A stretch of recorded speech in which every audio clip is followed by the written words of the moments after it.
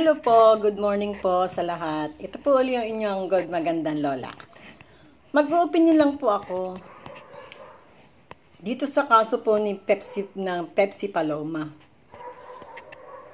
Isipin niyo po, ang tagal ng patay ni Pepsi Paloma, 22 years na ata, o mahigit pa. Pero bakit po parang hindi mamatay-matay ang isyong ito?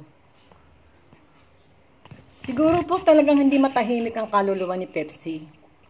Naghahangad siya ng katarungan, ano po? Kasi ganun po yung yung sa kasabihan ng araw, na kapag ang isang kaluluwa ay naghahanap ng katarungan, talagang hindi ito natatahimik.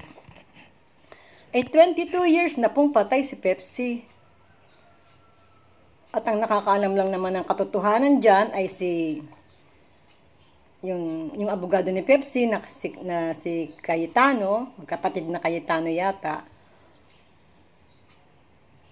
Yun lang po, at saka kasi ang sa akin pong palagay ganito. Si Pepsi Paloma po ay nagbigti, nagpakamatay. Siguro po ang isang tao hindi para kitilin ang kanyang buhay, magpakamatay kung hindi po talagang masama ang loob nito. Kasi masama po ang loob dito. Galit po ito. Kaya niya nagawang magpakamatay. Kaya siguro yung kaluluwa niya hanggang ngayon hindi matahimik. Nakakaawa. Sana po magkaroon na ito ng hustisya. Kasi hindi po natatahimik ang kaluluwa ni Pepsi Paloma sa kabila ng siya ay 20 taon mahigit ng patay.